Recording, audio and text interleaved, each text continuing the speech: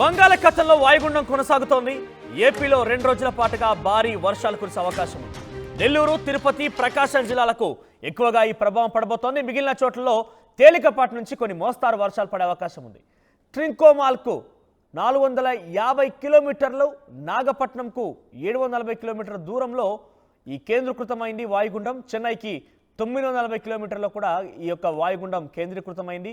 ఇది వాయువ్య దిశగా కదులుతూ ఈరోజు తీవ్ర వాయుగుండంగా మారే అవకాశం ఉంది. వచ్చే 2 రోజుల్లో శ్రీలంక, తమిళనాడు తీరాల వైపుగా పయనించే అవకాశం కూడా ఉంది. వాయుగుండం చెన్నై లేదా శ్రీలంక దగ్గర తీరం దాటే అవకాశం ఉంది. దక్షిణ కోస్తా తీరం వెంబడి గంటకు 50 నుంచి 70 కిలోమీటర్ల వేగంతో గాలులు వీచి అవకాశం కూడా ఉంది.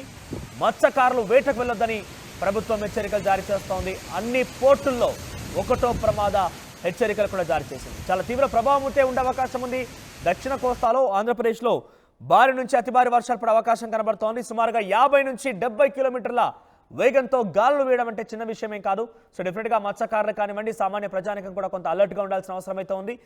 ఆర్టీవీతో వాతావరణ శాఖ అధికారులు మాట్లాడారు. వారు ఏం మాట్లాడి ఎటువంటి సూచనలు చేశారు, ఎటువంటి హెచ్చరికలు జారీ చేశారో చూద్దాం. ఈ వాయుగుండం ఎక్కడ కేంద్రీకృతమైందో చెప్పడానికి మనతో పాటు విశాఖ వాతావరణ శాఖ అధికారి జగన్నాథ్ కుమార్ ఉన్నారు.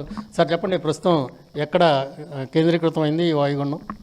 నిన్న ఆగ్నేయ బంగాళాఖాతం, దానికి ఆనుకుని ఉన్న భూమధ్యరేఖీయ హిందూ మహాసముద్రంకి దగ్గరలో ఉన్న సుస్పష్ట అల్పపీడనం పశ్చిమ వాయువ్య దిశలో పయనించి ఈరోజు దక్షిణ బంగాళాఖాతం యొక్క మధ్య ప్రాంతం మరియు దానికి ఆనుకుని ఉన్న భూమధ్యరేఖీయ తూర్పు హిందూ మహాసముద్రం తీరం ప్రాంతంలో అనగా 5 డిగ్రీల అక్షాంశం 85.3 డిగ్రీల రేఖాంశం వద్ద వాయుగుండంగా కేంద్రీకృతమై ఉన్నది. ఇది రాగల 24 గంటల్లో వాయువ్య దిశలో పయనించి తీవ్ర వాయుగుండంగా పరిణామం చెందే అవకాశం ఉంది. తదుపరి 2 రోజుల్లో ఈ తీవ్ర వాయుగుండం శ్రీలంక మరియు తమిళనాడు తీరాలకు దగ్గరలో పొంచి ఉండే అవకాశం ఉంది. అంటే ఇది తుఫానుగా మారే అవకాశం ఉందంటున్నారు, ఎంతవరకు? అది నిరంతరంగా అన్వేషణ జరుగుతూ ఉందండి. దీని గురించి ఇంకా ఏమైనా మార్పు చెందినట్టయితే తదుపరి రేపు చెప్పే అవకాశాలు కనిపిస్తున్నాయి. నిరంతరంగా శాటిలైట్లో వీటిని నిఘా వేయడం జరుగుతుంది. దీన్ని పరిశీలించిన తర్వాత మోడల్ గైడెన్స్ని అనుసరించి మేము మిగతా ఏమైనా అది తీవ్రతరం చెందే అవకాశం ఉంటే చెబుతాం. ఆంధ్రప్రదేశ్లో ఎక్కడెక్కడ వర్షాలు కురిసే అవకాశం ఉందండి? ఎప్పటి వరకు కురిసే అవకాశం?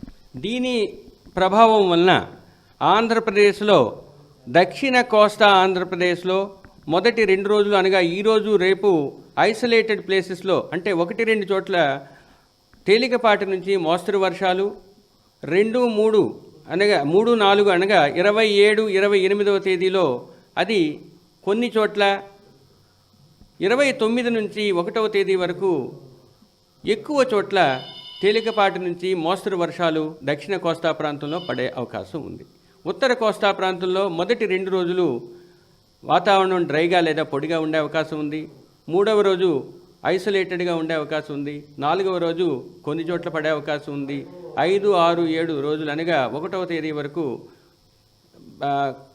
ఉత్తర కోస్తా ప్రాంతంలో ఎక్కువ చోట్ల తేలికపాటి నుంచి మోస్తరు వర్షాలు పడే అవకాశం ఉంది. అయితే దీని ప్రభావం వల్ల భారీ వర్షాలు కూడా కొన్ని చోట్ల పడే అవకాశం ఉంది. ముఖ్యంగా 26వ తేదీన నెల్లూరు, తిరుపతి జిల్లాల్లో 1-2 చోట్ల భారీ వర్షపాతం, 27, 28వ తేదీల్లో నెల్లూరు, తిరుపతితో పాటు ప్రకాశం జిల్లాలోను, 29వ తేదీన నెల్లూరు, తిరుపతి, ప్రకాశంతో పాటు ఉత్తర కోస్తా జిల్లాలైన శ్రీకాకుళం, విజయనగరం, విశాఖపట్నం, అనకాపల్లి జిల్లాల్లోని 1-2 చోట్ల భారీ వర్షపాతం నమోదయ్యే అవకాశం కనిపిస్తుంది. సరే, ఈ మత్స్యకారులకు ఎలాంటి హెచ్చరికలు జారీ చేస్తున్నారు? తీరం ఎలాంటి గాలులు వేస్తాయి? ఈ వాయుగుండం తీవ్ర వాయుగుండంగా పరిణామించే క్రమంలో గాలులు పెరిగే అవకాశం ఉంది. 26వ తేదీన దక్షిణ కోస్తా ప్రాంతంలో తీరం వెంబడి 35 నుంచి 45, గరిష్టంగా 55 కిలోమీటర్లు వేగంతో గాలులు వీచే అవకాశం ఉంది. 27, 28వ తేదీల్లో అంటే 3-4 రోజుల్లో మీకు సౌత్ కోస్టల్ ఆంధ్రప్రదేశ్లో 55 నుంచి 65, గరిష్టంగా 75 కిలోమీటర్ల వేగంతో గాలులు వీచే అవకాశం ఉంది. కానీ ఉత్తర కోస్తాలో 35, 45, 55 వరకు గరిష్టంగా గాలులు వీచే అవకాశం 28వ తేదీ వరకు ఉంది. 29వ తేదీన దక్షిణ కోస్తా ప్రాంతంలో 45 నుంచి 55, గరిష్టంగా 65 కిలోమీటర్ల వరకు గాలులు వీచే అవకాశం ఉంది. దీనికి అనుగుణంగా మత్స్యకారులకు ఆ శాఖ అధికారులకు హెచ్చరికలు పంపించడం జరిగింది. 25వ తేదీనే మత్స్యకారులు సుదూరమైన సముద్ర ప్రాంతాల్లో ఉన్నవాళ్ళు సురక్షిత ప్రాంతాలకు తరలి వెళ్ళవలసిందిగా హెచ్చరికలు జారీ చేయడం జరిగింది. 26 నుంచి 29 అనగా 30వ తేదీ వరకు కూడా ఈ మత్స్యకారులు వేటకు వెళ్ళవద్దని, ముఖ్యంగా south coastal Andhra Pradesh, west central బేలో వాళ్ళు తీసుకోవాల్సిన జాగ్రత్తలన్నీ తీసుకుంటూ వేటకు వెళ్ళకుండా ఉండవలసిందిగా హెచ్చరికలు జారీ చేయడం జరిగింది. మరిన్ని వీడియోస్ కోసం ఛానల్ ని సబ్స్క్రైబ్ చేయండి. లేటెస్ట్ అప్డేట్స్ కోసం వాట్సాప్ ఛానల్ ని ఫాలో అవ్వండి. అండ్ లింక్ డిస్క్రిప్షన్ లో ఉంది.